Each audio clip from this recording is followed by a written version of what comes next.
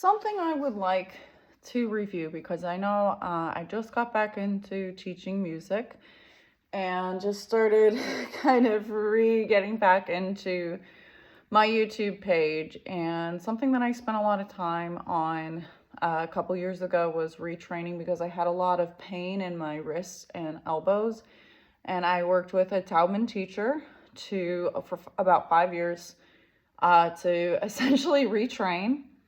And coming back to piano after about a 2-year break, like it's all in there, and I've happily gone back into teaching piano and really being able to focus on technique and careful practicing. So one of the first things that we worked on was learning about not just the rotational elbow, like in the movement of the elbow. So if you just kind of like hold your elbow very carefully and just rotate like this, it should feel like you're like opening a door. So this is how we move from finger to finger. And the analogy that I like to make is when we're running, we don't run with our toes, we run with our thighs.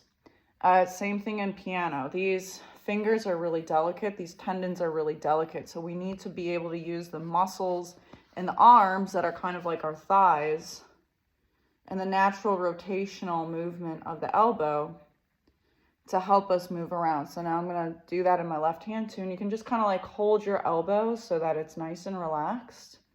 And you can just feel that rotational movement. The other thing that we worked a lot on is feeling that forward movement. So doing a lot of tapping forward down into the lap, because that's kind of like our caboose. It's our engine. So the very first exercise I learned with my Taubman teacher was called the land and stand. And what you want to do is just to find your natural playing position is just lift your arm up. I'll do that. Lift your arm up from the elbow. So you want to be sitting where your hips feel really like comfortable, relaxed. You feel like you can just kind of like easily balance on both of your hip bones. And you just kind of drop your arm and then lift from the elbow, and that's your natural position. And then it just rests on top of the keyboard. See that kind of like perfect L shape? And then so we've got that L shape right into an aligned wrist, right into aligned knuckles. Now from here, we work on the tapping moving forward, because you should feel like when you're playing, it's like forward, forward, forward. So to kind of get that feeling, we start with just kind of weighting like finger 2. This is called the land and stand. And what you're focusing on is just going into the key from the elbow and taking this movement and going down into it. We're not gripping, we're just letting the weight of the arm rest into the natural alignment of the knuckle. And that's literally, it's just arm weight keeping my finger there. There's no tension, there's no pressing, there's no nothing.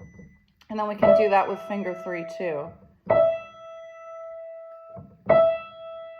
And it's just, now the reason why I suggest weighting the top of the palm, that is my oven, weighting the top of the palm is because you're giving your hand the idea of weight, and you're retraining your neurons in your brain so that eventually it's just the weight of the elbow keeping you in. Do you see that forward motion?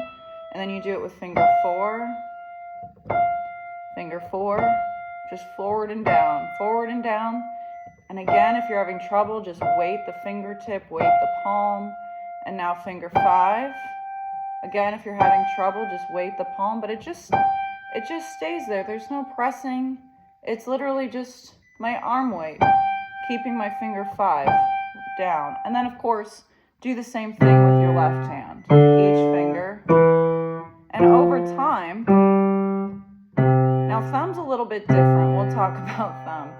I'm going to go get my oven, but that's the land and stand. Those are just a few tips to start working on your retraining and playing a little bit with more ease. Learning how to use the forward motion and understanding that the weight of the arm is what keeps the finger in the key, not pressing. Thank you for watching. I hope this helps. I'm gonna go get my oven now.